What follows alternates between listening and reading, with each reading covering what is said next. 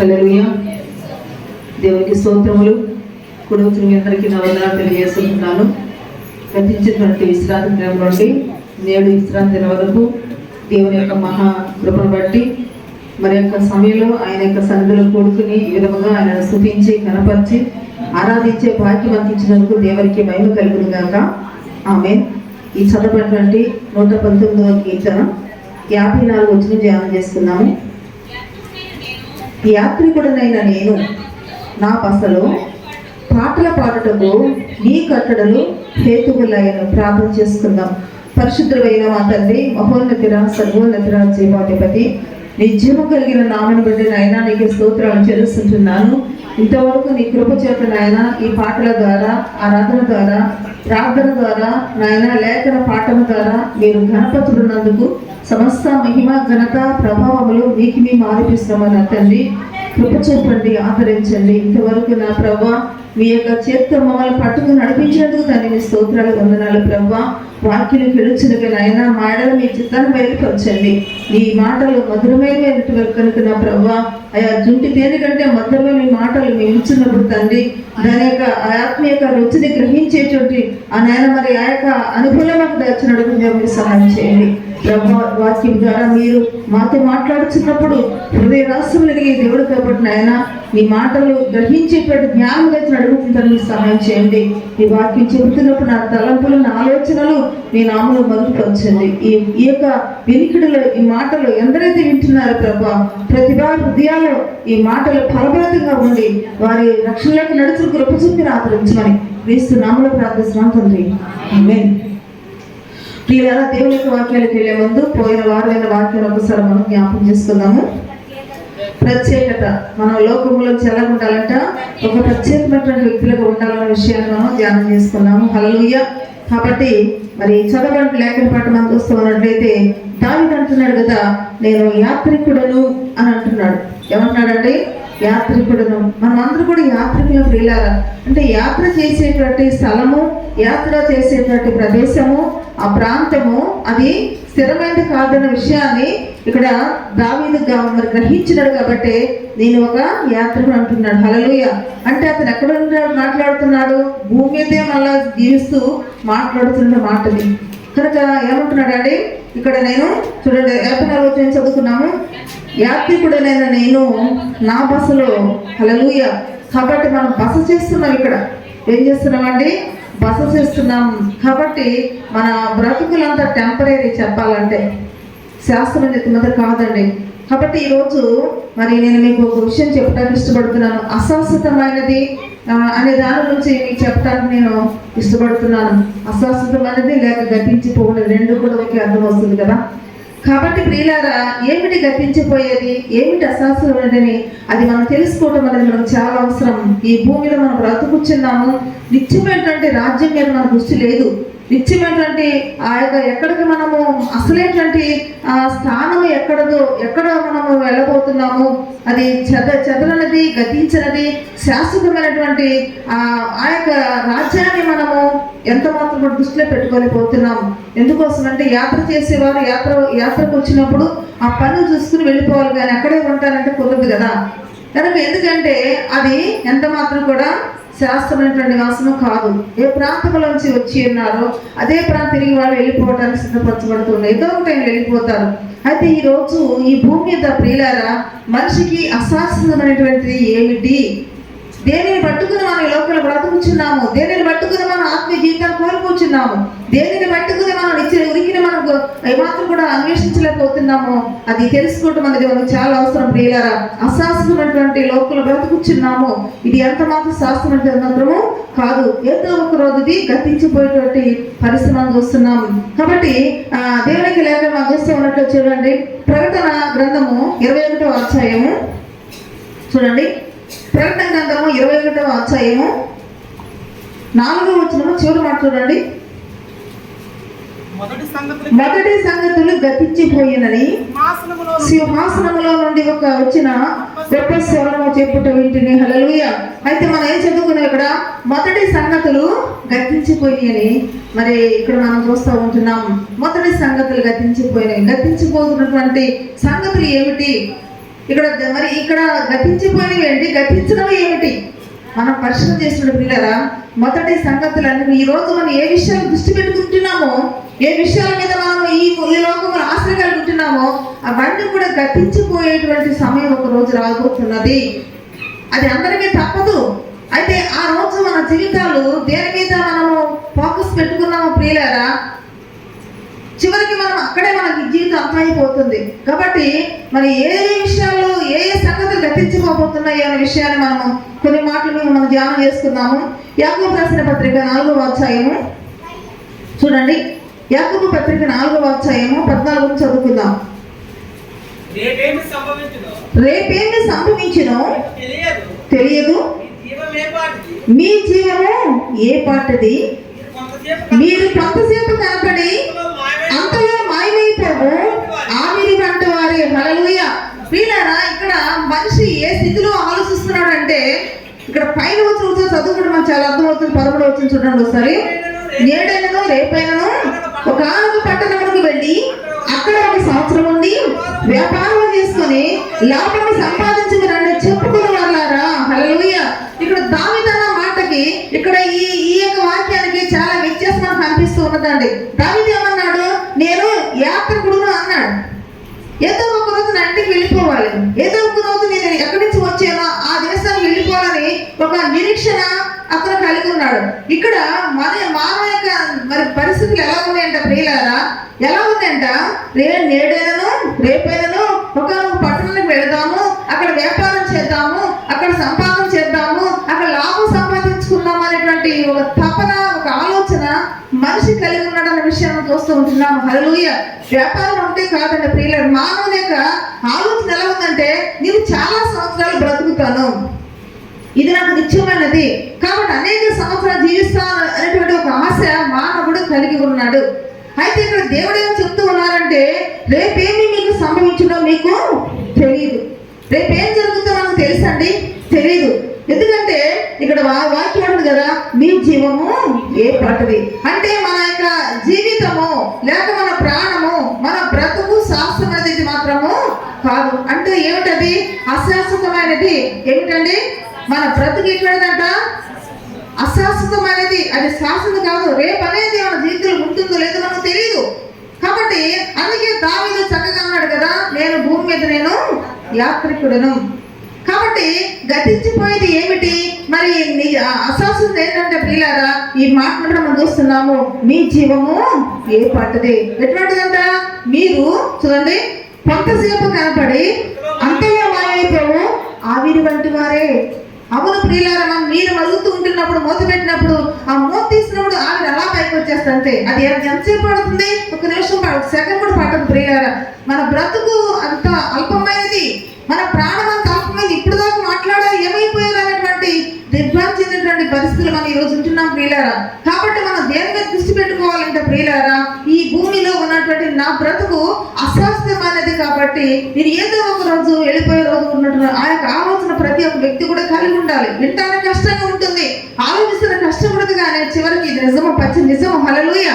కాబట్టి సత్యాన్ని మనము అసత్యవచ్చలేము, వాస్తవాన్ని మనం కప్పిపెట్టలేము ప్రియులారా. ఇది నా అందరి జీవితంలో జరిగేటువంటిది ఏంటంటే, మన బ్రతుకు, మన జీవము ఏంటి కదంట? శాశ్వతము కాదు. అదేంటంట? అశాశ్వతమైనదని వాక్యం అంటూ ఉన్నది. అందుకే మీ జీవము ఏ పట్టుదని అంటూ ఉన్నాడు. అయితే మాయమై ఆవిరి వంటి వారే కనుక. అయితే ఇంకో మాట మనం చూస్తున్నట్లయితే, అదే దాని గురించి దావీదు కూడా రాశాడు చూడండి. 90వ కీర్తన 5వ వచనం చూడండి ఒకసారి. 90వ కీర్తన 5వ వచనం కూడా, వరద చేతనైనట్టు నీవు వారిని పారగొట్టి వేయగా వారు నిద్రింతురు, ప్రొద్దున వారు పచ్చగడ్డి వలె చిగిరింతురు, పొద్దున అది మొలచి చిగిరించును, సాయంకాలమున అది పోయబడి వాడబోదు. హల్లెలూయా. మన బ్రతుకు ఏంటంటే ప్రియులారా, చూడండి ఎంత చక్కగా పోలుస్తుందంటే, వరద వెళ్ళిపోతూ ఉంటుంది.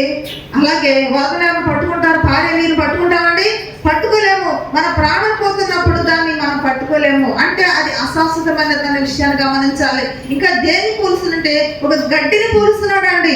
ఏంటంటే పచ్చగా ఉంటుంది, పొద్దున చూసినటువంటి గడ్డి, అది కోస్తే చాలా సాయంకాలం ఏమైపోతుంది, మాడిపోతుంది. మన బ్రతుకు కూడా అంతే. ఈ రోజు ఒక గంటలోనే మన ప్రాణం పోవాలంటే ఒక నిమిషం పట్టదు ప్రియులారా. అంటే మన జీవితము ఏంటంట చెప్పాలి మీరు, అశాశ్వతమైనది. నీ బ్రతుకు శాశ్వతి కాదు. మరి దేని మీద నువ్వు దృష్టి పెట్టుకున్నావు? నువ్వు ఎలా ఆలోచిస్తున్నావు? ఈ భూమి మీద నేను ఈ లోకంలో జీవించినంత కాలం నాకు నేను సంపాదించి తింటామన్నటువంటి జ్ఞానం మనకు ఉందండి? లేదు. ప్రయాసపడుతున్నాము, భారం వస్తున్నాము ప్రియులారి. లోకములో తెల్లవారితే ఏదో ఒక వెతుకులాట, ఏదో ఒక పరుగు పెడుతున్నాము. మన ఆత్మజీవితం దృష్టి లేదు, అన్వేషణ లేదు. అయితే వాక్యం అంటుంది కదా, నీ జీవము ఏ పాటది అంటే మన జీవము శాశ్వతమైనది ఎంత మాత్రం కూడా కాదు. దేని పోలుస్తుంది వాక్యం అంటే ప్రియులారా? మన జీవం అంట ఆవిరి వంటిదంట. ఇక్కడ ఏం చదువుకున్నాం మనము? పచ్చ గడ్డిని పోలి మనం చూస్తుంటున్నాం ప్రియులారా. ఈ కొద్ది బ్రతుకులకి, ఈ అల్పమైన బ్రతుకులకి ఏమిటంటే మన జీవితంలో ఏం ఆలోచిస్తున్నాము? దేని మీద దృష్టి పెట్టుకుంటున్నాం ప్రియులారా? కొట్లాటలు, ద్వేషాలు, కోపాలు, అసూయలు ఇవన్నీ కూడా కలిగి ఉంటున్నాం ప్రియులారా. ఈ బ్రతుకు శాస్త్రం అనుకుంటున్నావా? నువ్వేం సాధిస్తావు అనుకుంటున్నావు? కనుక ప్రియులారా, అందుకని ఇంకొక మాట కూడా మన వాక్యం చూసినట్లయితే యోబు ఏమంటున్నాడంటే 20వ అధ్యాయం గ్రంథం చూడండి. యోబు గ్రంథము 20వ అధ్యాయము 5వ వచనం చూడండి. ఆది నుండి నరులు భూమి మీద ఉంచబడిన కాలము మొదలుకొని ఇలాగ జరుగుతున్నదని నీకు తెలియదా? వారి ఘనత ఆకాశమంత ఎత్తుగా పెరిగినను, మేఘములంత ఎత్తుగా వారు తలెత్తినను, తమ మలము నశించు రీతిగా వారెన్నటినీ ఉండకుండా నశించుదురు. వారిని చూచిన వారు వారేమైరుదురని అడుగుదురు. హల్లెలూయా! ఎంత జ్ఞానమైన మాటలు ఇక్కడ యోబు పలుకుతున్న ప్రియులారా. భూమి పుట్టింది మొదలుకొని ఇంకా చూడండి ఏమంటున్నాడు ఇక్కడ, ఆది నుండి నరులు భూమి మీద ఉంచబడిన కాలం అంట. హల్లెలూయా! నరులకు దేవుడు ఒక కాలం ఉంచాడంట. అంటే ఏమిటిది? శాస్త్రమైనది మాత్రం కాదు. అంటే ఇన్ని సంవత్సరాలు భూమి మీద ఉండాలి. ఫలానా మనిషి పుట్టుతున్నాడంటే ప్రియులారా, ఈ భూమి మీద నిర్ణయించినటువంటి ఒక కాలాన్ని దేవుడు నిర్ణయించి భూమి మీద పంపిస్తాడు. తెలుసా విషయము? అంటే నువ్వు 50 సంవత్సరాలు బ్రతకాలా, 40 సంవత్సరాలు బ్రతకాలా, 1 సంవత్సరం బ్రతకాలా, లేకపోతే 89 సంవత్సరాలు బ్రతకాలా అనేది మాత్రము అది ముందుగా నిర్ణయించబడుతుందంట. ఏమిటంటే పుట్టిన తర్వాత నిర్ణయించబడతాం కాదు. మనం అనుకుంటాం ప్రియులారా, ఇది చేస్తే బ్రతుకునేమో, అది చేస్తే బ్రతుకునేమో, హాస్పిటల్ తీసుకెళ్ళి బ్రతుకునేమో, లేకపోతే ఇది చేసుకుంటే బ్రతుకునేమో అని చెప్పేసి పిచ్చి పిచ్చి మాటలు మాట్లాడుతుంటే మానవులు కాబట్టి. హల్లెలూయా! కానీ వాక్యం ఉంటుంది కదా, మరి నేను ప్రకటించి దేవుడు అంటున్నాడు కదా, నరులకు దేవుడు భూమి మీద ఒక కాలం ఉంచాడంట. ఏం చేస్తారంటండి? ఒక కాలం ఉంచారు. రోగాలతో ఉన్నా సరే, మూలంలో ముసలాలకు ఆయుష్ ఉంటుంది కనుక ఒకసారి మంచిగా ఉన్నటువంటి ఆరోగ్యమైన వ్యక్తులు అయితే అప్పటికే చనిపోతారు. అంటే ఏమిటి? వాళ్ళ యొక్క కాలము దేవుడు అంతవరకు నిర్ణయించడం విషయాన్ని గమనించాలి. అంటే ఏం గ్రహించాలి మనం ఈ సమయంలో? మన యొక్క జీవము, చెప్పండి మీరు, మన జీవము అశాశ్వతమైనటువంటి విషయాన్ని మనం గమనించాలి. కాబట్టి ముందుగా మనం దేని పోల్చాలంటే వాక్యము జీవాన్ని ఆవిరిని పోల్చడం చూస్తున్నాము. ఇంకా దేని పోల్చాలంట? గడ్డిని పోల్చడం మనం చూస్తున్నాము. గడ్డి ఎంత అల్పమైనదో నీ బ్రతుకు, నా బ్రతుకు అంత అల్పమైనది ప్రియులారా. అందుకే ఇది ఎప్పుడు జరుగుతుందంట? ఆనాడు దేవుడు ఆది నుండి మనుషులు చేసినప్పటి నుండి ఈ జీవన మరణాలు జరుగుతూనే ఉన్న విషయాన్ని మనం గమనించబోతున్నాం, చూస్తున్నాం, మన కళ్ళారా చూస్తారు ప్రియులారా. మన బ్రతుకు ఒకవేళ అంతమైతే నా పరిస్థితి ఏమిటి అంటే, నీ శరీరానికి ఒకవేళ చావు ఉన్నదేమో కానీ ఈ ప్రాణము నీ దేహంలోంచి బయటకు వెళ్ళిపోయినప్పుడు ఆత్మకు మాత్రం ఎంత మాత్రం కూడా చావు లేదు. మరి అది ఎక్కడికి వెళుతుంది? దాన్ని ఎక్కడికి పంపించే జీవితం జీవిస్తున్నావు? దానికి ఎటువంటి చావు కూడా లేదు. మరి నీ బ్రతుకు ఇక్కడే శాస్త్రాన్ని అనుకుంటున్నావు ఒకవేళ. హల్లెలూయా! అందుకే ఇక్కడ ఏమంటున్నాడంటే ప్రియులారా, ఇలాగ జరుగుతున్నది నీకు తెలియదా? వారి ఘనత ఆకాశం అంత ఎత్తుగా పెరిగినాను. ఎంత ఘనుడైనా, ఎంత కోటీశ్వరుడైనా, ఎంత ఆరోగ్యవంతులైనా, ఈ లోకంలో అశ్వశాల సమస్త సుఖ సౌఖ్యాలు కలిగి ఉన్న వ్యక్తికైనా సరే అలాగే జరుగుతుంది. అంతే. అర్థమవుతుందండి? ధనము నీ ప్రాణాన్ని కాపాడలేదు, ఐశ్వర్యం నీ ప్రాణాన్ని కాపాడలేదు. నీకున్న ఘనత, నీకున్న చదువు, నీకున్న పదవి, నీకున్న జ్ఞానము, నీకున్న పేరు, ప్రతిష్టతలు ఏది కూడా నీ ప్రాణాన్ని కాపాడలేవు. అంటే ఏమిటది? అది ఒక అశాశ్వతమైనది. ఎప్పటికైనా ఈ ప్రాణం వెళ్ళిపోవాలంటే. కనుక ప్రియులారా, భూమి మీద అశాశ్వతమైనటువంటి మొట్టమొదటిసారిగా మనం విన్నది ఏంటండి? మన ప్రాణము. మన జీవితము ఎంత మాత్రము శాస్త్రమైతే మాత్రము కాదు. వచ్చాము, వచ్చిన పని అయిపోయిన తర్వాత ఒక్క క్షణం కూడా, ఒక్క నిమిషం కూడా దేవుడి భూమి మీద మనను ఉంచడు. కాబట్టి అందుకే ఇక్కడ ఏం రాస్తున్నాడండి, మేఘములంతా ఎత్తుగా వారు తల ఎత్తినా సరే వారి తమ చూడండి మనము నశించే రీతిగా వారన్నిటికీ ఉండకుండా నశిస్తారు. మనము మట్టిలో మట్టి అయిపోతాం. హల్లెలూయా. కనుక ప్రియులారా, అందుకని మొట్టమొదటిగా ఒక మనిషి ఏమి గ్రహించాలంటే, ఏమి తెలుసుకోవాలంటే చెప్పండి మీరు, ఇది వాస్తవం కదా, కట్టు కదా అండి. ఈ భూమి మీద పుట్టిన ప్రతి మనిషి యొక్క బ్రతుకు ఎంత మాత్రం శాస్త్రం మాత్రము కాదు. అందుకే మరి దావీదు అన్నాడు, ఏమన్నాడు, నేను భూమి మీద నేను యాత్రికుడను. యాత్రకి కొన్ని దినాలు మనం కేటాయించుకుంటాం. అలాగే భూమి మీద ఉన్నటువంటి మన యాత్ర ముగిసింది అనుకోండి ప్రియులారా, ఏదో ఒక రోజు మన ఇంటికి మనము వెళ్ళిపోవాలి. అంటే మొట్టమొదటిగా మనం ఏమి నేర్చుకున్నామంటే, మన బ్రతుకు, మన జీవము ఎంత మాత్రం కూడా శాశ్వతమైనది మాత్రము కాదు, అంటే అశాశ్వతమైనది. హల్లెలూయా. కాబట్టి రెండోది మనం చూస్తున్నట్లయితే చూడండి, మొదటి కొరింథీ రాసిన పత్రిక రెండోది ఏమిటి అశాశ్వతమైనది అంటే, మొదటి కొరింథీ రాసిన పత్రిక 7వ అధ్యాయము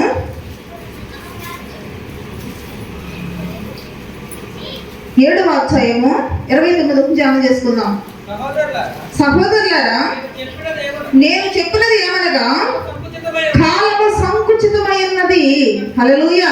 కాలము, ఈ కాలము లేక మనం నివసించేటువంటి ఈ ప్రపంచము, ఈ భూమి ఆకాశం అంతా కూడా ఎలా ఉందంట, అది కూడా గతించిపోయేదే. కాబట్టి కాలం ఎలా ఉందంట, సంకుచితము. ప్రియులారా, అంటే ముందుగా ఎలా కనిపిస్తుంది అంటే వెడల్పుగా కనిపిస్తుంది, లేకపోతే ఎక్కువగా కనిపిస్తుంది. రాను రాను అది తక్కువైపోతుంది. దీన్ని ఏమంటే సంకుచితము అంటారు. సంకుచితం అర్థం చెప్పండి. ముందు చూస్తానికి చాలా ఉందనిపిస్తుంది, తర్వాత పోను ఇరిగైపోతుంది, తక్కువైపోతుంది. కనుక ప్రియులారా, మనం ఈ రోజు మనకు కనిపిస్తున్న కాలము, భూమి ఆకాశము నివసిస్తున్నట్టు ఈ ప్రపంచం అంతా కూడా చూస్తానికి చాలా విశాలంగా కనిపిస్తుంది. కానీ ఏదో ఒక రోజు అది సంకుచితమైపోయే రోజు వస్తుంది. హల్లెలూయా. అది గతించిపోయేటువంటి ధనం రాబోతున్నది. నువ్వు దేనైతే నమ్ముకుని భూమి మీద బ్రతుకుతున్నావో, దేని మీద ఆశపెట్టి బతుకుతున్నావో, ఈ లోకం మనకి ఎంత మాత్రం కూడా శాశ్వతం కాదు. అర్థమవుతున్న ప్రియులారా, అందుకే పౌలు గారు అంటాడు కదా, సహోదరులారా, నేను చెప్పినది ఏమనగా, కాలము సంకుచితమై ఉన్నది. చదవండి, కంటించండి. అది 29 వచ్చిన కనుక ఇక మీదట భార్యలు కలిగిన వారు భార్యలు లేనట్లును, ఏడ్చువారు ఏడవనట్టును, సంతోషపడువారు సంతోషపడినట్టును, కొనువారు తాము కొన్నది తమది కానట్టును, ఈ లోకం అనుభవించువారు అమితముగా అనుభవించినట్టుగా ఉండవలెను. హల్లెలూయా. ఇవన్నీ మనము చూస్తూ ఉన్నట్టు ప్రియులారా, నువ్వు ఏదైతే భూమి మీద కలిగి ఉన్నావో, లేక ఏ బంధం అయితే కలిగి ఉన్నావో, మరి లేక ఈ లోకములో ఏ ఆశ్రయితను కలిగి ఉన్నావో, ఏ ఆశ్రయితను కలిగి ఉన్నావో, అది ఉన్నా సరే అది కాదు అన్నటువంటి భావంతో మనం బ్రతకాలి. హల్లెలూయా. మనం ఏం చేస్తున్నాం చెప్పండి? మనం ఏం చేస్తున్నామంటే, నా భార్య నాకు సర్వస్వము, నా భర్త నాకు సర్వస్వము, నా పిల్ల నాకు సర్వస్వము, దేవుడితో పనిలేదు, ఇది ఎప్పుడు నేను ఎక్కడే ఉంటాను అన్నటువంటి ఆలోచన కలిగి ఉంటున్నా ప్రియుల. అందుకే దేవుడు ఏమంటున్నంటే, ఈ లోకం అనిపించేవారు ఎలా ఉండాలట, మితముగా అనిపించాలట, అంటే తక్కువగా అనిపించాలి. అర్థమవుతున్న ప్రియులారా, ఈ లోకంలో నీకు ధనం ఉండొచ్చు, ధాన్యం ఉండొచ్చు, పొలములు ఉండొచ్చు, బిడ్డలు ఉండొచ్చు, నీకు సమస్య ఏ కొద్దిగా ఉండొచ్చు కాదనిపేది. కానీ అవి ఉన్నా సరే ఎప్పటికైనా వీటిని విడిచి నేను వెళ్ళిపోవాలి, ఇదంతా అంతమైపోతున్నట్టు ఒక ఆలోచన మనం కలిగి ఉండాలి. హల్లెలూయా. ఒక ధనవంతుడు ఏమని అనుకున్నాడండి, ఏమనుకున్నాడు, ఇదంతా నాదే అనుకున్నాడు, నా ప్రాణం అంతా కూడా ఈ శాస్త్రం అనుకున్నాడు. ఒక రాత్రి అతని ప్రాణం వెళ్ళిపోయినప్పుడు అతను పండించిన పంట ఏమైపోయింది ప్రియులారా. అందుకని నేనేమంటానంటే, ఈ లోకంలో ఏదైతే మనం కలిగి ఉన్నామో, ఏదైతే మనం ఈ లోకం అనిపిస్తున్నామో, అది ఎప్పటికన్నా నాది కాకుండా అయిపోతుంది అన్నటువంటి ఆలోచన కలిగి ఉండాలి. హల్లెలూయా. అందుకే లోకం అనుభవించేవారు ఎలా ఉండాలంట, మితముగా అనుభవించాలి. మితం అంటే తక్కువగా, నువ్వు ఎంతవరకు బ్రతకాలో నువ్వు అంతవరకే బ్రతకాలంటే, అప్పుడే నీకు నువ్వు ఎక్కడి నుంచి వచ్చావో ఆయన గుర్తొస్తాడు. హల్లెలూయా.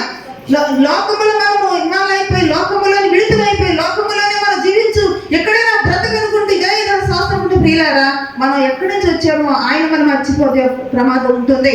హల్లెలూయా. కాబట్టి మొదటగా ఏది అసౌకర్యంగా జీవితము, మన ప్రాణము, మన బ్రతుకు ఎంత మాత్రం కూడా శాశ్వతమైనది కాదనుకున్నాం. హల్లెలూయా.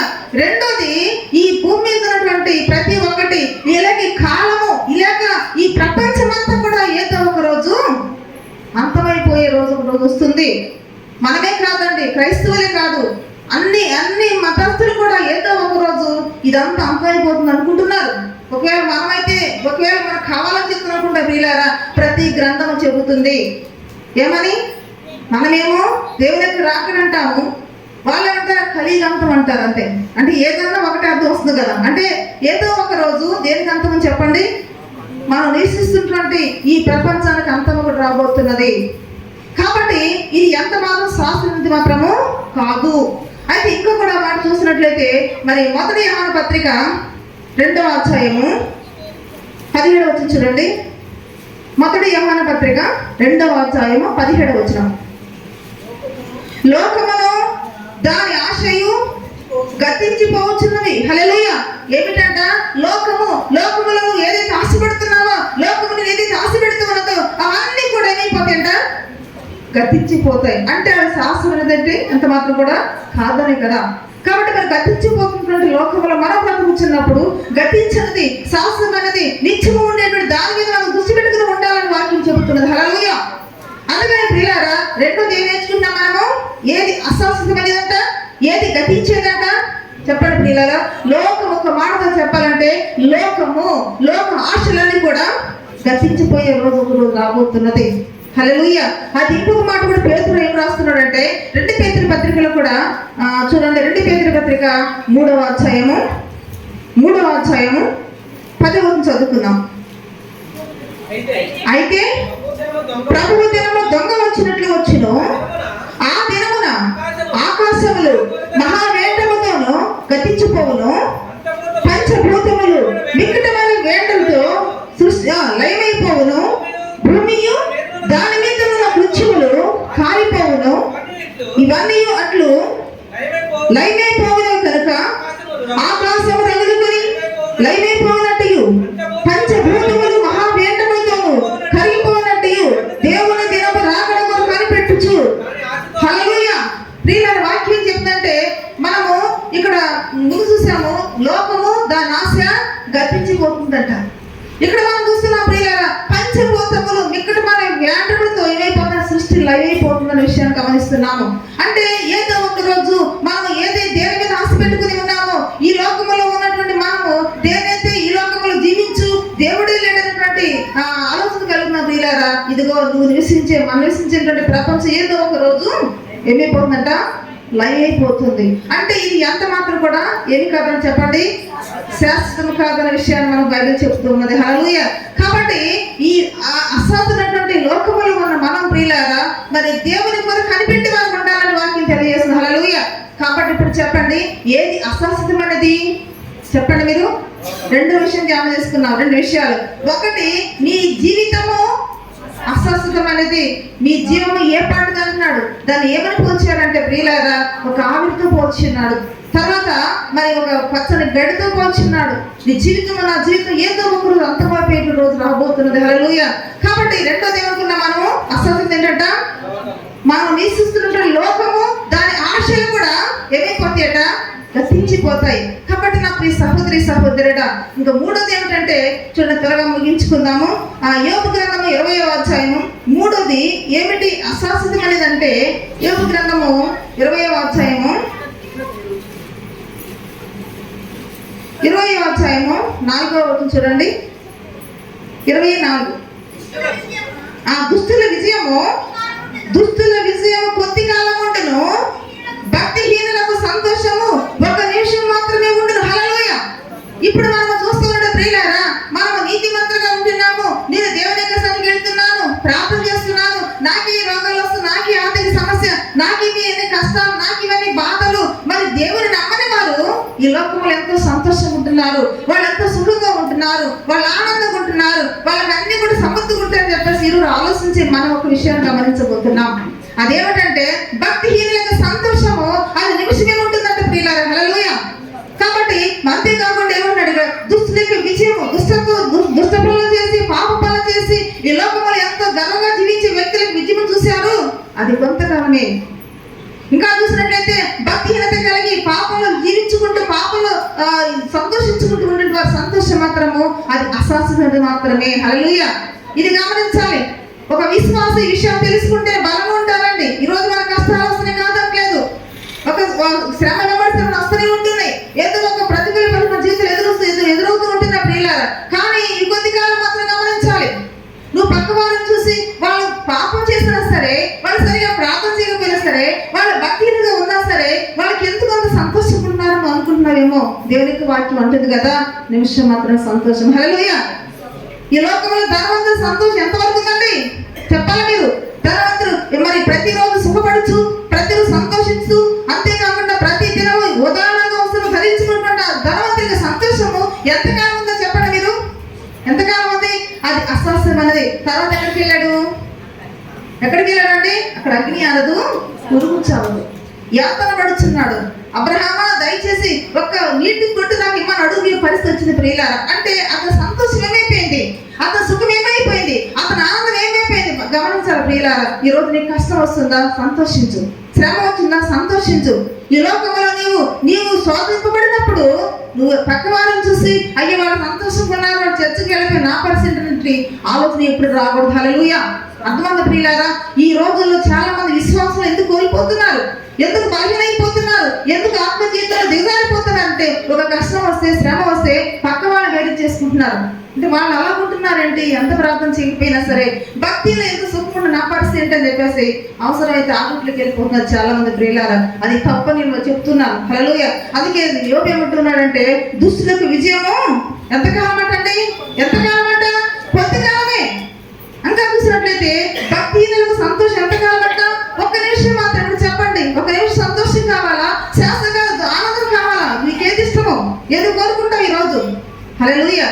కాబట్టి దేవునికి వాక్యం చెప్పేది ఏంటంటే భక్తిహీనులైన సంతోషము, ఈ లోకంలో సంతోషించే సంతోషం మాత్రము అది అశాశ్వతమైన విషయాన్ని గమనించాలి. హల్లెలూయా. ఇంకా మన వాక్యం చూస్తూ ఉన్నట్లయితే చూడండి, 2 పేతురు పత్రిక 2వ అధ్యాయము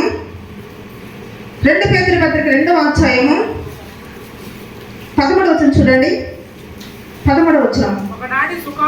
ఒకనాటి సుఖానుభవం సంతోషం అని ఎంచుకుందరు. హల్లెలూయా. ఏమిటంట?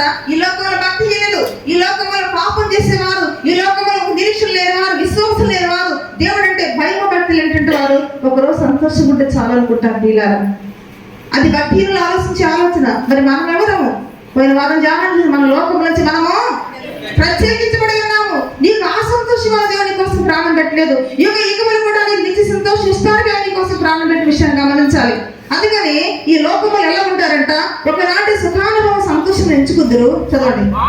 వారు కళంకములను నిందాస్పదులై తమ ప్రేమ విందులో మీతో కూడా అన్నపాలు పుచ్చుకొనుచు తమ భోగముల యందు సుఖించుదురు. హల్లెలూయా. చాలా మంది ప్రియులారా, ప్రభు నమ్ముకున్న వారు కూడా మన ప్రేమ విందులో పాల్గొని పొందుకుంటారు, మనతో పాటు బలారాధన తీసుకుంటారు, మనతో పాటు ఆరాధన చేస్తారు, మనతో పాటు ప్రార్థన చేస్తారు, చర్చికి వస్తారు. కానీ భక్తిహీనత వలన వాళ్ళు ఏం చేస్తూ ఉంటారంట? వాళ్ళ పాపాన్నే ఇష్టపడుతూ ఉంటారు, లేక లోక సుఖాలను కోరుకుంటూ ఉంటారు. అందుకని ప్రియులారా, దేవుడు ఆయన నరుని వేషము చూడడట, అంతరంగములు ఆయన చూసే దేవుడే ఉన్నారు. హల్లెలూయా.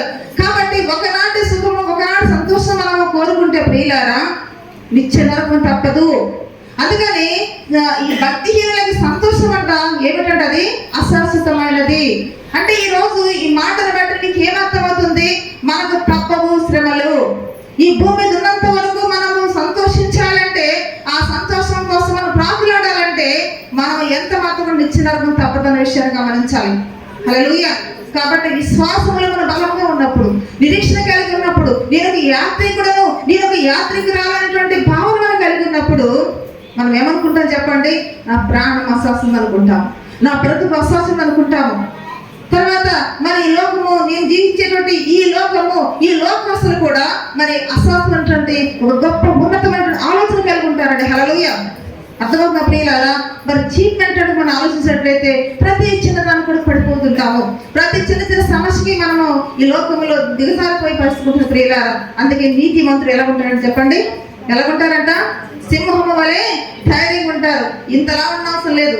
మన మనోధైర్యం పంచుకున్నప్పుడు, మనం దేవుని కలిగినప్పుడు, మన విశ్వాసం కలిగినప్పుడు, దేవుని యొక్క సన్నిధిలో దేవుని యొక్క నీతిని కలిగినప్పుడు, నువ్వు ఎటువంటి శ్రమలు వచ్చినా, ఎటువంటి కష్టం వచ్చినా, ఎటువంటి ఆపదలు వచ్చినా, చివరికి నీ కుటుంబంలో మనమే సంభవించినా కూడా నువ్వు ధైర్యంగా ఉంటావు, ఎటువంటి సందేహం లేదు. హల్లెలూయా.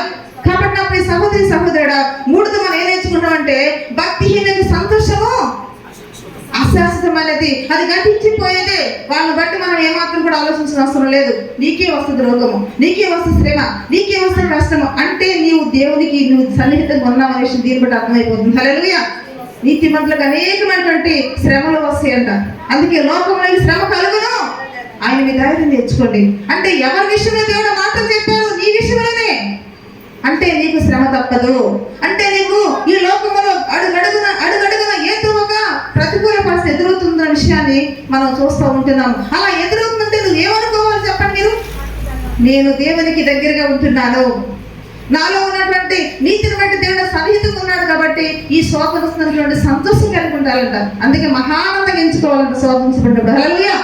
కాబట్టి మనము వింటాం కానీ ప్రియులారా, అది అనుభవంలోకి వచ్చినప్పుడు మాత్రం చాలా తల్లడిపోతాం. ఈరోజు చాలా మంది అదే పరిస్థితులు ఉన్నారు. వింటున్నప్పుడు చక్కగా శ్రమలు వస్తే మంచిదేనేమో అనుకుంటారు, కానీ ఆ శ్రమ నీకు వచ్చి ఎందుకు తిరిగిపోతున్నావు? మరి వింటున్నావు, నువ్వు అర్థం చేసుకున్నావు, కానీ అదే నీ అనుభవంలోకి వచ్చినప్పుడు ఎందుకు ధైర్యం నడలేకపోతే అడుగుతున్నాను. హల్లెలూయా. అందుకే ఈ చివరి దినాల ప్రియులారా, నువ్వు సుఖం కోసం ప్రాకులాడేవనుకో నిశ్చయం తప్పదు. లేక ఈ లోకంలో నేను బ్రతుకుతున్నాను, నాకు ఏ రోగం రాకూడదు, నా జీవితం అంతా శాశ్వతం అనుకుంటే ఏదో ఒక రోజు నువ్వు వెళ్ళిపోవాలి. కాబట్టి నువ్వు దేని చూసి లోకంలో భ్రమపడుతున్నావో ఆ లోకాసులు కూడా ఏమైపోతాయని వాక్యం చెప్తుంది. కాబట్టి ఇంకా లూకాసు సువార్త 17వ అధ్యాయం మనం చూస్తూ ఉన్నట్టు ప్రియులారా, చూడండి లూకాసు సువార్త 17వ అధ్యాయము. భక్తిహీనులకు సంతోషం ఎలా ఉంటుందంట చూడండి. 17వ అధ్యాయం 27వ చూడండి. నోవాహు దినములలో జరిగినట్టు మనిషి కుమారుడు 16 చూడండి. 26 నోవాహు దినములలో జరిగినట్టు మనిషి కుమారుడు దినములలో జరుగును. చూడండి ప్రియులారా, ఇక్కడ నోవాహు దినములను, ఇక్కడ మనిషి కుమారుడు దినములను జతపరిచి మనం చూస్తున్నాం ప్రియులారా. అంటే ఒక పోలిక చెప్తున్నారు దేవుడు. అంటే నేను ఈ లోకంలోకి రాబోతున్నటువంటి సమయంలో, ఈ అంచె దినాలు, చివరి దినాల్లో మనిషి కుమారుడు భూమి మీదకి వచ్చేటువంటి ఆ దినములో మనుషులు ఏం కోరుకుంటారు, ఎలా జీవిస్తారన్న విషయాన్ని దేని పోల్చారు చెప్పండి? ఏ దినాలు పోల్చారు? నోవాహు దినాలు పోల్చి చెప్తున్నారు. అంటే నోవాహు దినములో ఏం జరిగింది? నోవాహు దినాలు జనులు ఎలా ప్రవర్తించినారు, నోవాహు దినములు ఎలా జీవించున్నారు అనేది మనం చూస్తామన్నట్లయితే వాళ్ళు ఎలా ఉన్నారంట చూడండి. నోవాహు ఓడలోనికి వెళ్ళిన దినము వరకు జనులు చూడండి ఎక్కడ వరకు అంట? నోవాహు ఓడలోకి వెళ్ళే దినము వరకు. అంటే ఇక ఆ రోజే భూమి మీదకి ఏమొచ్చిందంట? జల ప్రళయం వచ్చింది. అంటే నాశనం అయిపోయినట్టు చివరి గడియ వరకు వాళ్ళు ఎలా ఉన్నారంట చూడండి. తినుచు త్రాగుచు పిల్లాడుచు పెండికీయబడుచు ఉండేది. అంతలో జల ప్రళయం వచ్చి వారందరినీ నాశనం చేసిన. హల్లెలూయా. అంటే వాళ్ళు ఏ ఆశల్లో ఉన్నారు, ఏ కోరికలో ఉన్నారు, ఏ సంతోషంలో ప్రియులారా, ఈ లోక సంతోషంలో మునిగి తేలుతూ ఉన్నారు. తింటున్నారు, త్రాగుతున్నారు, ఎంజాయ్ చేస్తున్నారు, ఇంకా పెళ్లి చేసుకున్నారు, పెళ్లికిస్తూ ఉంటున్నారు. అంటే ఇదంతా కూడా శాశ్వతం అనుకున్నారు. హల్లెలూయా. ఈ సంతోషం త్రాగేవాడికి సంతోషం ఉంటుంది, తినేవాడికి సంతోషం ఉంటుంది, పెళ్లి చేసుకునే సంతోషం ఉంటుంది, పెళ్లికి ఇచ్చేవాడికి సంతోషం ఉంటుంది. ఇవన్నీ కూడా అనుభూతులు ఉన్నారు వారు. అంటే వారు సంతోషిస్తున్నారా, దుఃఖపడుతున్నారా? సంతోషిస్తున్నారు. ఎప్పటి వరకు? ఆ భూమి మీదకి జలప్రళయం వచ్చేటువంటి ఆ సమయం వరకు కూడా వాళ్ళు తింటున్నారు, తాగుతున్నారు. అంటే వాళ్ళకి ఏ జ్ఞానం లేదు, దైవికమైన జ్ఞానం లేదు. ఈ సంతోషం మనకు ఉంటుందా ఉండదా, ఇది ఎగిరిపోతుందేమో జలప్రళయం చెప్పేసి ఇక్కడ నోవాహు గారు చెప్పాడు మన పరిస్థితి ఏంటని కనీసం వింతలు ఎవరిని ఆలోచించారండి? ఆలోచించలేదు. అంటే ఈ సంతోషం ఏంటి అనుకున్నారు వారు? శాశ్వతము అనుకున్నారు. ఇది గతించదు అనుకున్నారు. ఇది మన జీవితం ఎలా వెళ్ళిపోతుంది అనుకున్నారు. అంతే. ఈ రోజు ప్రియులారా, అందుకే దేవుడు చెప్పారు ఈ రోజులు కూడా భక్తిహీనులైన సంతోషము ఎంత ఉంటుందంట? ఒక నిమిషము మాత్రమే. సడన్ గా ఎప్పుడైతే నోవాహు లోపలికి వెళ్ళిపోయాడో, నోవాహు ఉన్నటువంటి ఆ యొక్క ఓడ తలుపు వేయబడి ఉన్నదో అప్పుడు వచ్చేసింది భూమి మీదకి అంతం. హల్లెలూయా. అంటే అప్పటికే జలప్రళయం వచ్చిందన్న విషయం, వస్తుందన్న విషయాన్ని వాళ్ళు ఎంత మాత్రం నమ్మలేదు. అంటే వారి సంతోషము అలాగ శాశ్వతకాలం ఉంటుందనేటువంటి అనుభూతులు వారు ఉన్నారు. కానీ ప్రియులారా, ఇది అశాశ్వతమైన విషయం మాత్రము తెలుసుకోలేకపోయారు. ఇదిగో జలప్రళయం వస్తుంది, మనమందరం మునిగిపోతాము, మనందరం చచ్చిపోతాము, ఈ సంతోషం ఉండదు, ఇక తినలేము, ఇక తాగలేము, పెళ్లి చేసుకోలేము, ఏమిటి పరిస్థితి అంటే ఒక్కరు ఆలోచించారా? ఆలోచించారు. అంటే వాళ్ళు ఏమనుకున్నారు? ఈ సంతోషము శాశ్వతకాలం ఉంటుందని అనుకున్నారు. ఈ రోజు నా ప్రియ సహోదరుడు, భక్తిహీన ఆలోచన అలాగే ఉంటుంది, ఈ లోకం యొక్క ఆలోచన విధానం అలాగే ఉంటుంది.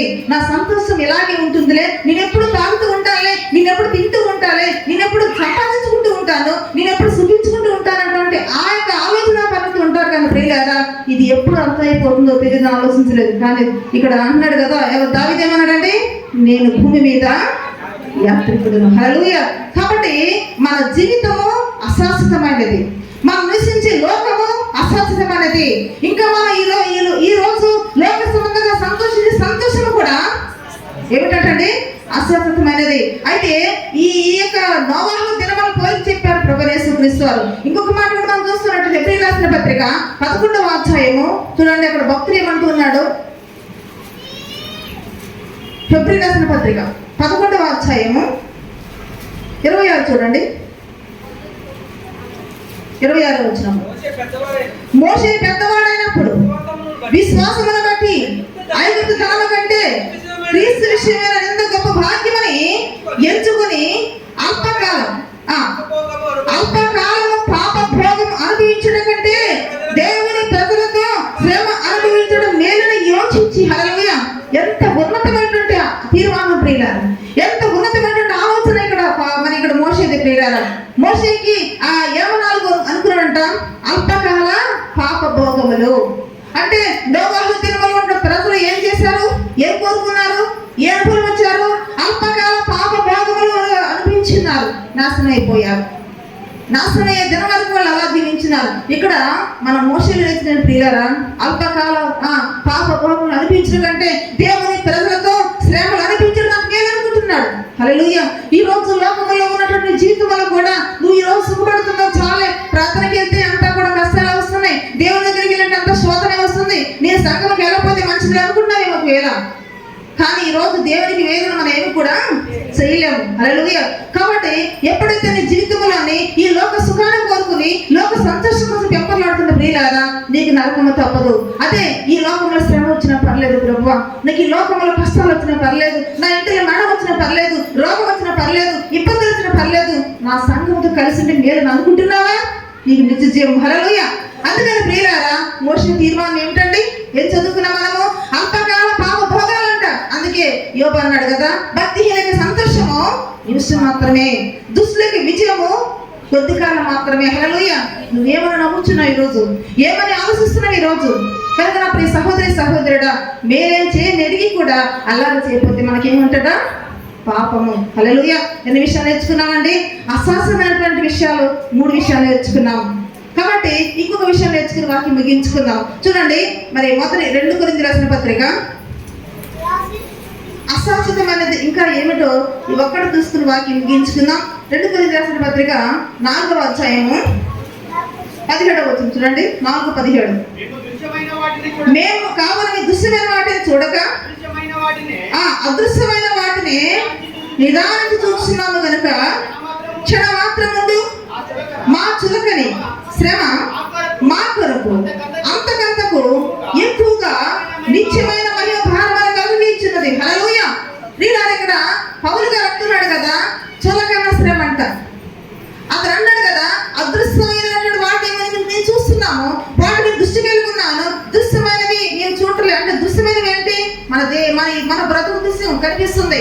తర్వాత దృశ్యమైనది ఏంటంటే ఈ లోకంలో ఉన్నటువంటి సమస్య కూడా ప్రపంచమంతా దృష్టి కనిపిస్తూ ఉన్నది. తర్వాత ఈ శుభ సంతోషాలు, ఈ లోకంలో ఉండే సుఖ భోగాలు, అల్పకాల పాప భోగాలు కనిపిస్తూ ఉన్నవి. అయితే పౌలు అన్నారు కదా, నేను వాటి మీద దృష్టి పెట్టుకోలేదు, వాటిని చూడటం లేదు, కానీ అదృశ్యమైనటువంటి వాటిని చూస్తున్నాను అంటున్నాడు. హల్లెలూయా. అయితే అదృశ్యమైనవి చూస్తున్నప్పుడు ఇక్కడ ఈ మాట మనం చూస్తున్నాం చూడండి. కనుక మా చులకన క్షణమాత్రముండు మా చులకన శ్రమ. అంటే శ్రమ అశాశ్వతమైనది, శ్రమ గతించిపోయేది. ఒక విశ్వాసం కలిగేటువంటి ఈరోజు శ్రమలు, ఈరోజు కష్టాలు, ఈరోజు నష్టాలు, ఈరోజు బాధలు అవి ఎంతకాలం అంట చెప్పండి మీరు. పౌలు గారు ఏం చెప్పారు? అవి చులకన శ్రమలు, లేక ఏమన్నాడు? క్షణమాత్రం ఉండే. అంటే ఏమర్థం చేసుకోవాలి మనము? అవి గతించిపోయేవి. ఈ రోజు నువ్వు అనిపిస్తున్నటువంటి ఒక విశ్వాసం కలిగినటువంటి శ్రమ అశాశ్వతమైనది. ఒక మాట చెప్పాలండి, ఒక విశ్వాసం కలుగుతున్న శోధన, ఒక విశ్వాసం కలిగిన కష్టాలు, బాధలు, ఇవి ఈ లోకంలో మనం ఉన్నంత వరకు కొద్ది కాలం వరకే ఉంటాయి. అంటే ఇవి చులకనవే కాబట్టి మరి ఇక్కడ పౌలు గారు వేటిని దృష్టి పెట్టాడు? అతను చెప్పండి మీరు. కనిపించినటువంటి దేవుని యొక్క ఉన్నతమైనటువంటి రాజ్యం దృష్టి పెట్టి ఉన్నాడు.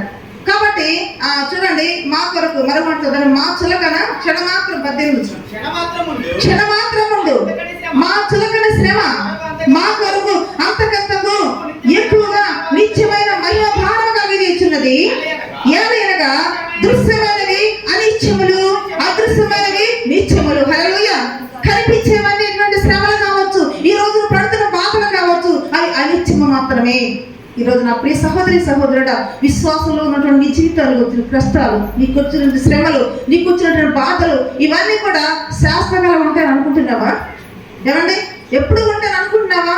ఈ భూమి మీద మనకు దేవుడు ఎంత శరీరం జీవిస్తానికి దినములు నిర్ణయించి ఉన్నారో, ఆ నిర్ణయించిన కాలంలో మనకు వచ్చేటువంటి శ్రమలు కొద్ది కాలం మాత్రమే. హల్లెలూయా. కనుక ప్రియులారా, చివరిగా ఏం నేర్చుకుంటాం? ఏం నేర్చుకుంటామండి?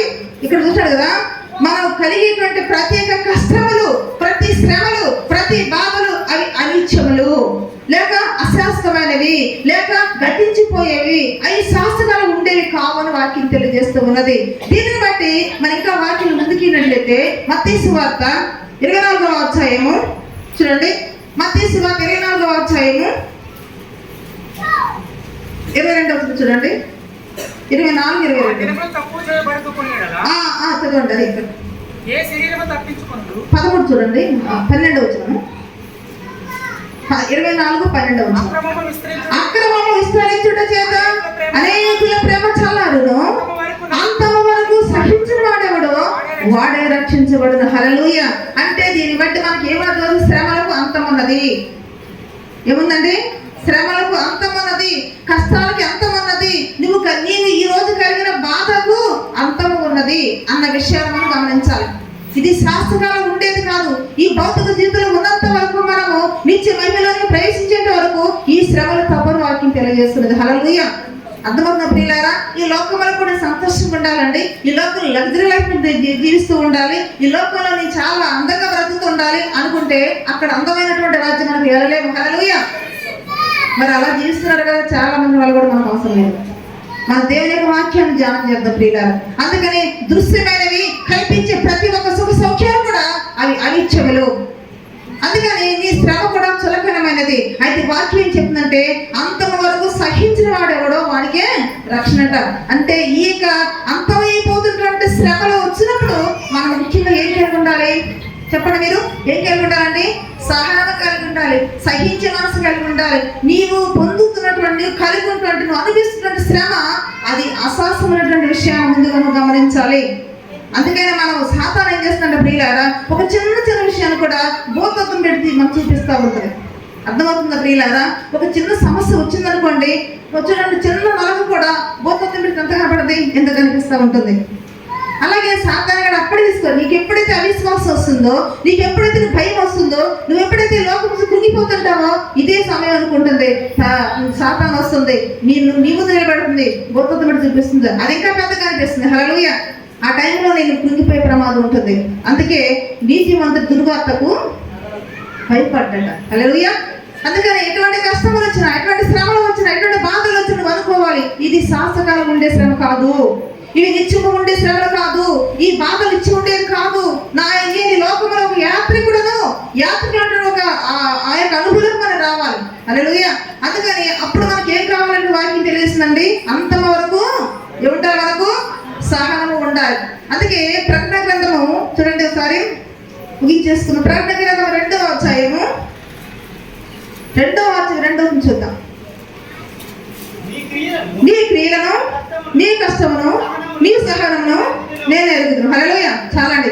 ఇక్కడ ఏమంటున్నాడు ప్రియులారా, మనం ఎప్పుడైతే లోకంలో శ్రమలు శాస్త్రకాలమైనటువంటి విషయాన్ని గమనించి సహిస్తూ ఉంటామో, భరిస్తూ ఉంటామో, విశ్వాసం కలిగి ఉంటామో, దేవుడు అంటున్నారు కదా, నీ సహనము నేను నీ కష్టము నేను ఎరుగుదును. అర్థమవుతుంది. నీ యొక్క సహాయాన్ని మర్చిపోయే దేవుడు కాదు, నీ కష్టాలు మర్చిపోయే దేవుడు కాదు, నిన్ను విడనాడే దేవుడు కాదు, నీ క్రియలు చూసి నిన్ను పట్టించుకునే దేవుడు అయితే మాత్రం కాదు. ఒక రోజు రాబోతున్నది, ఈ భూమి అంతమైపోతున్నప్పుడు, ఈ యొక్క లోకం అంతమైపోతున్నప్పుడు, నీవు నీ శరీరంలోంచి నీ యొక్క ప్రాణం వేరైపోతున్నప్పుడు, భక్తి నీళ్ళు లోకంలో అల్లలాడిపోతున్నప్పుడు నిన్ను దేవుడు తన రాజ్యం చేర్చుకుంటారు. హల్లెలూయా. మరి అంతకంటే ఏం కావాలంటే అది నిత్యరాజ్యం కదా. ఇక్కడైతే ఒక 50 సంవత్సరాలు బతుకుతావేమో, 50 సంవత్సరాలు బతుకుతావేమో, లేక నీకు బాగా ఇంకా దేవుడు ఎక్కువ రోజులు 100 సంవత్సరాలు బతుకుతావేమో, కానీ ఏదో ఒక రోజు వెళ్ళిపోవాలి. కానీ అక్కడైతే దానికి అంత ఉందండి. ఇన్ని సంవత్సరాలు అంటే గ్యారెంటీ ఉందా? ఇన్ని సంవత్సరాలు చెప్పేసి దేవుడు నియమం పెట్టారా? లేదు. అంటే తరతరములు యుగ యుగములు కూడా మనం ఆయనతో ఏం చేస్తాం, మనము ఏర్పాటు చేసే గొప్ప అవకాశం ఉంటుంది. హల్లెలూయా. అయితే ఇక్కడ శ్రమ వచ్చినప్పుడు నీలో ఏమి కనిపించాలంట? సహనం కనిపించాలి. దేవుడు అంటారు కదా, ఆ రోజు నీ క్రియలు, నీ కష్టము, నీ సహనం నేను ఎరిగాను, నిన్ను చూశాను అంటారు. హల్లెలూయా. అంటే ఈ రోజు నేను చెప్పే మాట ఏంటంటే, నీకు వచ్చినటువంటి కష్టము అశాశ్వతమైనది, నీకు వచ్చిన శ్రమ అశాశ్వతమైనది, అది అనిత్యము. హల్లెలూయా. అయితే ఇంకో మాట దేవుడు ఏం చెప్తున్నారంటే, అదే ప్రకటన 3:10 చూడండి ఒకసారి. 3వ అధ్యాయం 10వ వచనం. నీవు నా ఓర్పు విషయమైన వాక్యమును కైకొట్టివే కనుక భూమి వాసులకు శోధించుటకు ఈ లోకమంతటికి మీది రాబోవు శోధన నుండి, శోధన కాలములో నేను నిన్ను కాపాడదని. హల్లెలూయా. ఇది ఈ రోజు నీకు వచ్చినట్టు శ్రమ, ఈ రోజు నీకు ఇచ్చినట్టు కష్టము, ఈ రోజు నీకు వచ్చిన శోధన, నువ్వు అశాశ్వతను ఎప్పుడైతే గుర్తించుంటావో రాబోతున్నటువంటి శోధన కాలంలో దేవుడిని ఏం చేస్తారట? కాపాడుతుంట. హల్లెలూయా. మరి అంతకంటే ఏం కాదు ప్రియులారా. ఈ లోకం మీదకు శ్రమ రాబోతుందని వాక్యం చెబుతున్నది. అవును, నోవాహు యొక్క దినవల్ల కూడా ఆ భూమి మీదకి జలపడే వల్ల శ్రమ వచ్చింది, కష్టం వచ్చింది, బాధ వచ్చింది, ఒక గొప్ప శోధన కాలం వచ్చింది. అక్కడ నుండి ఎవరిని దేవుడు కాపాడారు? నోవాహు కుటుంబాన్ని నోవాహును కాపాడుతున్నారు ప్రియులారా. ఈ రోజు నువ్వు దేవునిని బట్టి ఆ శ్రమలో అశాశ్వతమైన విషయాన్ని గమనించి దేవుని కొరకు నువ్వు బ్రతికేటువంటి వ్యక్తిగా, దేవుని యొక్క వాక్యములు నువ్వు ఓర్పుతో పాటించినట్లయితే, నువ్వు సహించే వ్యక్తి అయితే రాబోతున్న శోధనగా దేవుడిని ఏం చేస్తారట? కాపాడుకుంటున్నాను. హల్లెలూయా. కాబట్టి నేను చెప్పే మాట అంటే, నీకు వచ్చిన శ్రమ అది అస్వస్థమైన విషయాన్ని గమనించాలి. అదే ప్రకటన గ్రంథం 14 చూస్తున్నట్లయితే చూడండి, 7వ అధ్యాయం 14 చూడండి. 7:14 చూడండి. 7వ అధ్యాయం 14 వచ్చింది. అందుకు నేను, అయ్యా నీకే తెలియనగా వీరు మహాశ్రమల నుండి వచ్చిన వారు గొర్రె పిల్ల రక్తములో తమ వస్త్రములను ఉతుక్కుని వాటిని తెలుపు చేసుకున్నది. హల్లెలూయా. ప్రియులారా, ఒక వ్యక్తి భూమి మీద నుంచి దేవుని దగ్గరికి వెళ్ళాలి అంటే దేంట్లో చెల్లాలట? చెప్పండి మీరు. దేంట్లో చెల్లాలట? మహాశ్రమల నుంచి వెళ్ళాలట. అంటే దేవుడిని మనం పట్టుకోవాలంటే, దేవునితో యుగ యుగములకు నీ జీవితాన్ని సంతోషం చేసేటువంటి అనుగుణం రావాలంటే ప్రియులారా, నువ్వు ఆ పరలోకం వెళ్ళాలంటే ఎక్కడికి వెళ్ళాలంట? ఎక్కడి నుంచి? అందుకు దారి పెట్టారు. నువ్వు అక్కడికి వెళ్ళాలి, గుమ్మలోంచి రావాలి. అక్కడ ఏముంటుంది? శ్రమ ఉంటుంది. ఆ శ్రమలో చూసి నేను చూస్తాను. హల్లెలూయా. అంటే శ్రమ లేకుండా మనము దేవుని చూడలేము, శ్రమ లేకుండా దేవుని వద్దకు మనం చేరలేము, శ్రమ లేకుండా మనము దేవునితో యుగయుగములు కూడా మనం రాజ్యంలో ప్రవేశించలేము. కాబట్టి మనం ఎందులో చెల్లాలట? అక్కడ ఉన్నటువంటి వారు తెల్లని వస్త్రాలు ధరించుకున్న వారు వీళ్ళు ఎక్కడి నుంచి వచ్చారంటే, వీరు మహాశ్రమల నుండి వచ్చిన వారు. అంటే మహాశ్రమలు ఎంతకాలం ఉంటాయని మనం గమనించాలి? చెప్పండి. అశాశ్వత కాలం మాత్రమే ఉంటాయి. కాబట్టి ఆ అశాశ్వత కాలం ఉన్నటువంటి ఆ యొక్క శ్రమల విషయం తలడిల్లిపోయామనుకోండి, శాశ్వత కాలం వరకు మనకు తప్పదని వాక్యం తెలియజేస్తుంది. హల్లెలూయా. కాబట్టి వీళ్ళు అక్కడి నుంచి వెళ్ళిన తర్వాత ఏముంటుందంట చూడండి. అదే ప్రకటన గ్రంథము 21వ అధ్యాయము 21వ అధ్యాయము 3వ వచనం చూడండి. క్షమించండి, 14వ అధ్యాయం, అదే ప్రకటన గ్రంథము 14వ అధ్యాయము 13వ వచనం చూడండి.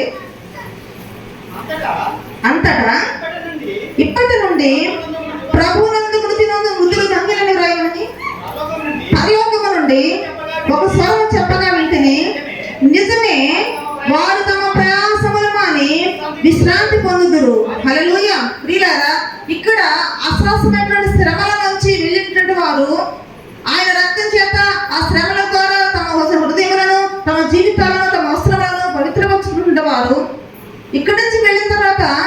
ఏముంటుందంటే వారికి చెప్పండి, విశ్రాంతి ఉంటుందండి. హల్లెలూయా.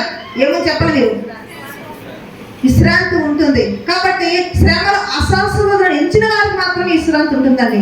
శ్రమలు శాశ్వతంగా ఉంటాయని దేవుని నుండి పారిపోయి, లేకపోతే సంఘం నుంచి వేరైపోయి, లేక ప్రార్థన చేయకుండా భక్తిహీనులు సంతోషిస్తున్నారు కదా, నేను అలా సంతోషిస్తాను అనుకుంటే ప్రియులారా, ఈ విశ్రాంతి మనకు దొరకదు. హల్లెలూయా. అందుకనే ఇక్కడ ఏం చెప్తుంటే, వారు తమ ప్రయాసములు మాని విశ్రాంతి పొందుదురు. అంటే ప్రయాసము ఎంతవరకు ఉంటుంది మనకు చెప్పండి? కష్టం ఎంతవరకు ఉంటుంది? శ్రమ ఎంతవరకు ఉంటుంది? అది అశాశ్వతమైన విషయాలుగా గమనించాలి.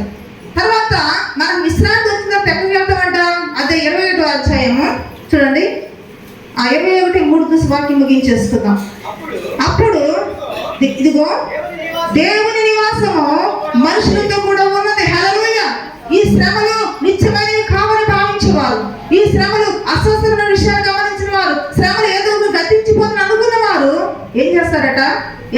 చెప్పండి, వారు విశ్రాంతి తీసుకుంటారు. ఎక్కడంట? దేవుని యొక్క నివాసము మనుషులతో కూడా ఉన్నదంట. హల్లెలూయా. అంటే మన నివాసం ఎక్కడ ఉంటుంది? ఎవరితో ఉంటుంది? ఎవరికి చెప్పండి, ఎవరికి ఉంటుంది? ఎవరికి దేవునితో నివాసం ఉంటుంది చెప్పాలి మీరు. శ్రమలు చులకనమైనటువంటి శ్రమలని, లేకపోతే గతించిపోయేవని, అనిత్యములు అని, అశాశ్వతమైన విషయాన్ని ఎవరైతే గమనిస్తుంటారో ప్రియులారా, వారికి మాత్రం ఏముంటుందంట? విశ్రాంతి ఉంటుంది, దేవునితో నివాసం ఉంటుంది. హల్లెలూయా. కాబట్టి దేవుని యొక్క నివాసము మనుషులతో కూడా ఉన్నది. ఆయన వారితో కాపురముండును, వారు ఆయనకు ప్రజలై ఉందురు. దేవుడు తానే వారి దేవుడై ఉండి వారికి తోడై ఉండును. హల్లెలూయా. ప్రియులారా, మనం ఏం నేర్చుకున్నాం ఈరోజు? 4 విషయాలు నేర్చుకున్నామండి. ఏది శాశ్వతమైనది, ఏది అశాశ్వతమైనది ప్రియులారా? ఇదిగో మన జీవితము, మన బ్రతుకు ఏమిటంట? అశాశ్వతమైనది, ఇది గతించిపోయేది. రెండోది ఏం నేర్చుకున్నాము? మనం నివసిస్తున్నటువంటి భూమి, ఈ లోకము, లోక ఆశలన్నీ కూడా ఏమైపోతాయంట? గతించిపోతాయి. మూడోది ఏమనుకున్నాము? భక్తిహీనుల యొక్క సంతోషం కూడా అది శాశ్వతకాలం ఉండేది కాదు, అది నిమిషం మాత్రమే ఉండేది. ఇప్పుడు చెప్పండి, భక్తిహీన సంతోషం చూసి మనం కురికిపోదామా? మనకు వచ్చిన శ్రమను చూసి గర్విద్దామా? చెప్పాలి మీరు. ఆ నిర్ణయం మీకే. దేవుడు నాకు ఇచ్చిన విషయాలు చెప్పుకున్నాము, నా బాధ్యత. కానీ ప్రియులారా, ఏ నిర్ణయం తీసుకుంటాను మీ బాధ్యత, అది మీ నిర్ణయం. అది హల్లెలూయా. అందుకని భక్తిహీనుల యొక్క విజయం కానీ, భక్తిహీన యొక్క సంతోషం కానీ అది ఏమిటంట? అశాశ్వతమైనది. ఇప్పుడు 4 ఏం నేర్చుకున్నాడు ప్రియులారా? ఈ రోజు మనం పొందుకున్న, మనం కలిగి ఉన్న శ్రమలు, మనం పడుతున్న కష్టాలు, మనం పడుతున్న బాధలు, ఇవన్నీ కూడా ఏమిటి? నిత్యమా అనిత్యమో. ఇది అశాశ్వతమైనది, గతించిపోయింది. కాబట్టి ప్రియులారా, ఇందుకు ముఖ్యంగా మనం చివరిగా ఏం నేర్చుకుని ఏముండాలి? మనకు విశ్వాసం ఏముండాలండి? కష్టం వచ్చినప్పుడు అంతవరకు, ఆ శ్రమలు అంతవరకు నీకు సహనం అవసరమో. నువ్వు సహిస్తే నువ్వు ఎక్కడికి వెళ్తావు? నీ సహనాన్ని దేవుడు మర్చిపోడట. తర్వాత నీకు ఏముంటుందంట? విశ్రాంతి ఉంటుంది. విశ్రాంతిలో దేవుడితో యుగములు ఏర్పడి చేసి గొప్ప దేవుడు ఇస్తాడు. దేవుడికి గుర్తున్నట్టు ఏం సాధరించడు కదా.